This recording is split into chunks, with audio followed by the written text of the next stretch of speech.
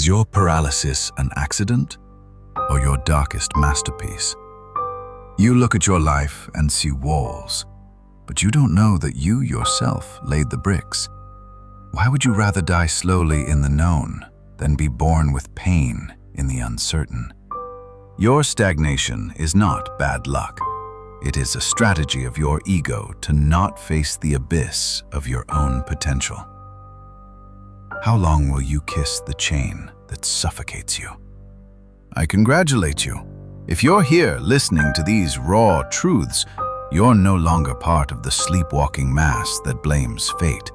You are an awakened person, someone who has decided to stop being the victim of his own story to become the architect of his shadow. Get ready, because today we will destroy the illusion of your helplessness to reveal the terrifying power you have been hiding from yourself.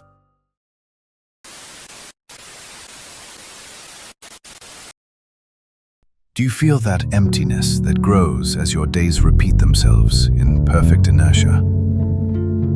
It's not peace. It's the rigor mortis of your potential rotting under the sheet of security. Every morning that you choose the predictable, you are digging an inch more into the pit of your own utter irrelevance. Have you ever wondered if your fear of failure is actually a scary fear of finding out who you might be if you stopped hiding? Whether in your office, where you take mediocre orders, or in your bed, where silence with your partner screams a deep disconnection, stagnation is your refuge. You prefer the silent humiliation of not trying than the risk of being seen failing. You are the architect of a padded cell where the air runs out. As Carl Jung said, what you fear most is what you need to find the most. But you have chosen to ignore the treasure that lies in your own darkness. This stalemate you embrace is not a strategic pause or a well-deserved rest. It is a formal renunciation of your personal sovereignty, an act of surrender signed with fear. Julius Caesar, facing the waters of the Rubicon in 49 BC, understood a truth that terrifies you. The legality of his present was the tomb of his future. He knew that staying on the safe shore meant political death, the trial of his enemies, and historical oblivion. By saying, "The die is cast," and crossing that forbidden boundary, he not only defied the rules, but destroyed the common man he was to make way for the conqueror of an empire. You, on the other hand, inhabit a barren shore, watching how the current takes away your years while calculating risks that no longer matter. Your Rubicon is not a physical river. It's that awkward conversation you avoid, the business you don't launch for fear of judgment, or the relationship you maintain by inertia while your soul bleeds out in private. To apply this strategy today, those of us who are awakened must identify the point of no return. That decision that, once made, destroys the current order of your life. You must be willing to burn your ships and understand that in order to reign over your destiny, the complacent and obedient I you have built up to this day must die, violently and absolutely. Only in the ashes of security is true authority born. Security is the opium of cowards, an anesthetic that prevents you from feeling how your shadow becomes heavier and denser every day. If you don't wake up now, the graveyard of your dreams will be the only legacy you leave to a world that won't even notice your departure. Comfort is not a prize. It is the shackle that we awakened must break to reclaim our essence. Stay alert, because what you think protects you is exactly what is suffocating you. And you will soon understand that the real prison has no bars, but excuses.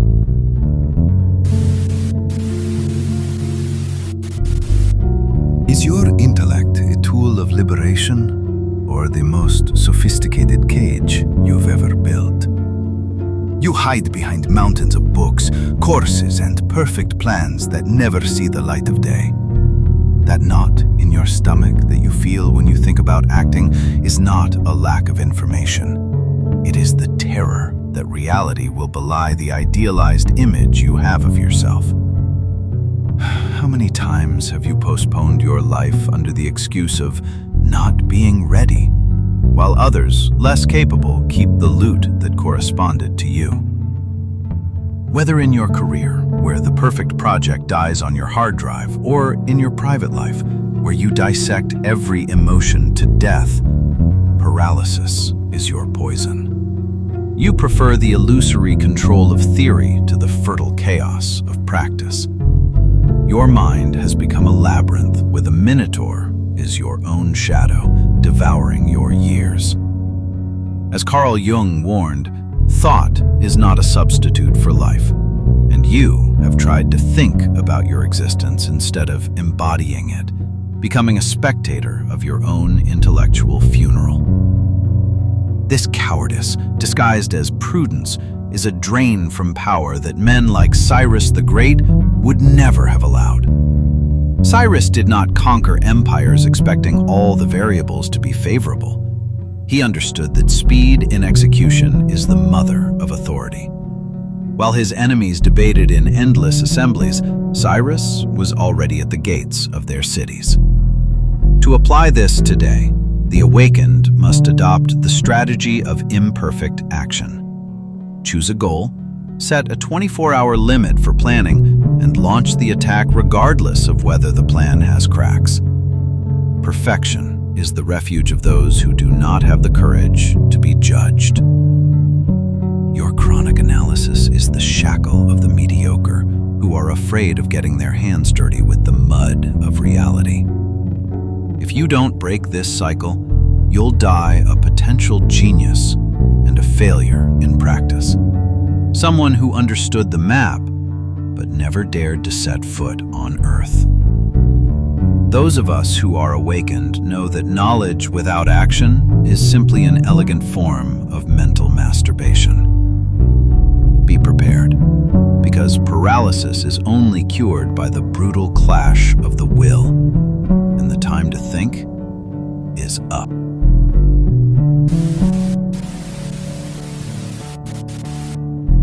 Is your suffering a real wound, or your bargaining chip to avoid facing the responsibility of your power? You have become an expert in collecting injustices, pointing to the system, your parents, or your bad luck as the jailers of your destiny. Why do you feel that bitter pleasure every time someone validates your pain and allows you to continue in the mud? Your stagnation is not an imposed tragedy.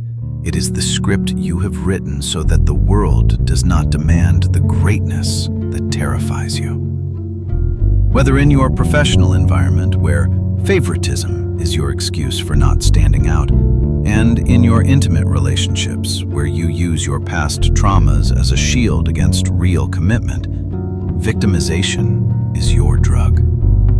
You would rather be the wounded who deserves compassion than the sovereign who must deliver results. As Carl Jung said, "I am not what happened to me. I am what I chose to be." But you have decided that your identity is the residue of your scars. You are using your shadow to manipulate the pity of others, turning your weakness into a perverse form of passive control. This mentality of defeat is the antithesis of Machiavelli's dominance. The Florentine strategist taught that fortune is a woman to be dominated with boldness, not a deity before whom to kneel and weep. Machiavelli knew that the ruler who blames fate for his fall is an inept man who did not know how to foresee the changes of the river. To apply this today, those of us who are awakened must practice the autopsy of guilt. Every time you feel the temptation to point outward, look for your own complicity in that failure. If the problem is external, you are a slave. If the problem is you, you have the power to destroy it. Victimization is the shackle of those who fear freedom, because freedom demands a responsibility that crushes the weak. If you continue to feed the martyr who lives in you, you will die surrounded by pity, but lacking in respect. The awakened do not look for culprits. We look for territory to conquer. Comment on the word sovereign if you're ready to stop licking your wounds and start wielding your own sword. Your pain is not a destiny. It is the raw material of your transformation if you stop using it as an excuse not to exist.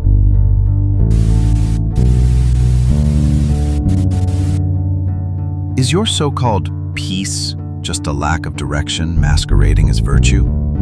You wander through your days without resistance to overcome, believing that the absence of conflict is a sign of success, when in fact it is the symptom of your own irrelevance. Why are you so terrified of defining what you are fighting against, if it is precisely in friction that steel is tempered? Your stagnation is the direct consequence of not having a worthy opponent to force you to awaken the power that sleeps in your gut. Both in your professional environment, where you are content to fit in instead of conquering a position of authority, and in your love life, where you avoid the necessary confrontation for fear of loneliness, the lack of an enemy has made you soft. You prefer the artificial harmony of slaves to the creative tension of sovereigns. You've forgotten that the psyche needs a battlefield to expand. As Carl Jung pointed out, no one is enlightened by fantasizing figures of light, but by making their darkness conscious. And your darkness requires a concrete objective to which to submit in order to transform itself into operative light. This lack of antagonism is a weakness that Marcus Aurelius never allowed himself, not even at the top of the world. The Stoic emperor did not expect the barbarians or the plague to give him a purpose. He turned every internal obstacle, his own laziness, his anger, or his ego, into the enemy to be defeated every morning. He knew that the man without a struggle is a man without form. To apply this today, awakened ones must practice adversary designation. Identify the vice, person, or habit that personifies your mediocrity and treat it as an invading army that must be annihilated. Self-respect is born of victory, and there is no victory without a declared war. Comfort is the poison that kills ambition before it can bear fruit. If you don't find an enemy, your own energy will turn against you, eating away at you from within in the form of anxiety and chronic depression. The awakened understand that peace is for the dead. The living need the tension of the bow for the arrow to reach its destination.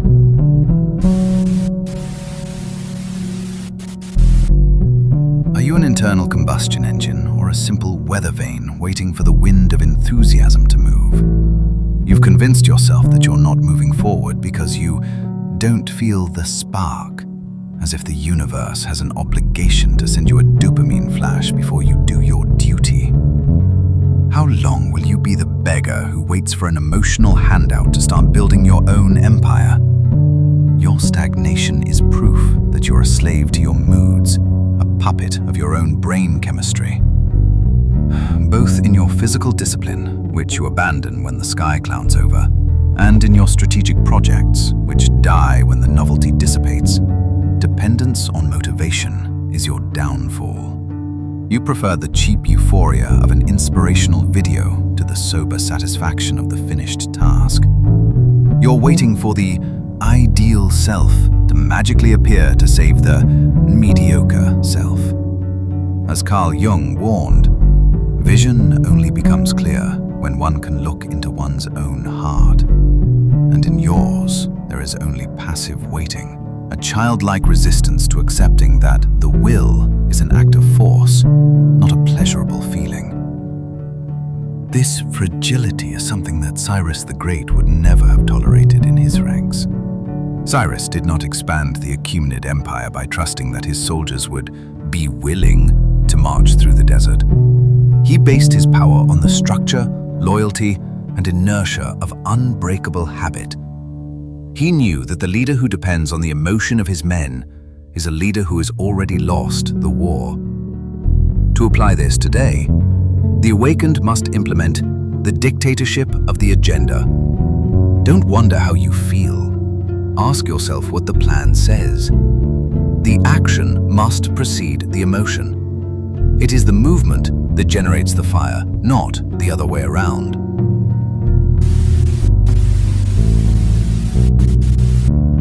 Are you the architect of your social circle? Or just the residue of people you didn't have the courage to leave? You surround yourself with small minds that validate your stagnation because your mediocrity makes them feel safe. Why do you allow the opinions of those who have not built anything to be the script of your reality? Your stagnation is the price you pay for belonging to a herd that prefers the warmth of stables to the cold of sovereign freedom.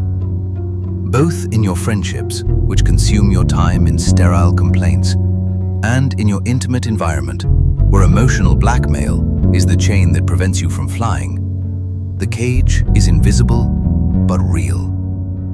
You prefer the acceptance of the mediocre to the loneliness of the leader. As Carl Jung observed, the individual has always had to fight to avoid being overwhelmed by the tribe, but you have willingly surrendered to the masses.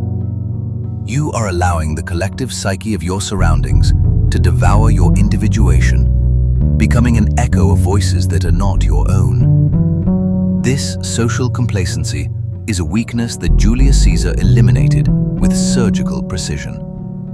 Caesar knew that in order to transform Rome, he must surround himself not with complacent friends, but with men whose ambition would feed his own.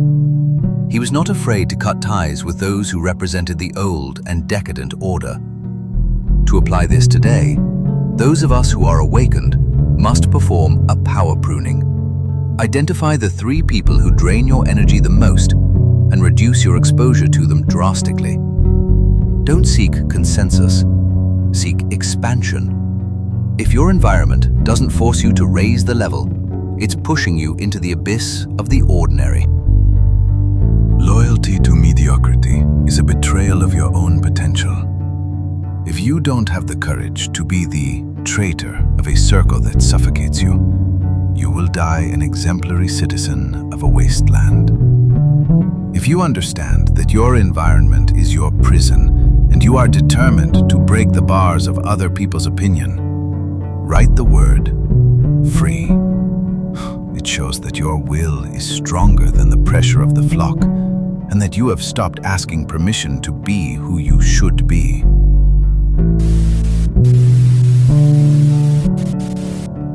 Can you stand the silence of your room when the lights go out and the truth of your life has nowhere to hide? In that emptiness, you are not judged by God or society, but by the specter of the person you should have become and that you have killed with each of your omissions. Why are you more terrified of the judgment of a stranger than the mute cry of your own wasted soul? Your stagnation today is the prologue to a repentance that will have no mercy when time slips out of your hands. Both in the professional field, where you have sold your temper for false security, and in your private life, where you have avoided depth for fear of injury, judgment is imminent. As Carl Jung warned, the encounter with oneself is one of the most unpleasant experiences, and you have spent a whole life fleeing from that mirror. You have preferred the anesthesia of the day-to-day rather than face the shadow that now claims you with interest. Here, awake is where the veil is torn. Your stagnation is not a lack of opportunity. It is a blood pact with your own self-destruction. You have chosen paralysis because success would force you to stop being the victim and start being absolutely responsible for every failure. You have become too small so that you do not have to carry the weight of the crown. The brutal truth is that you love your cage because it spares you the terror of immensity.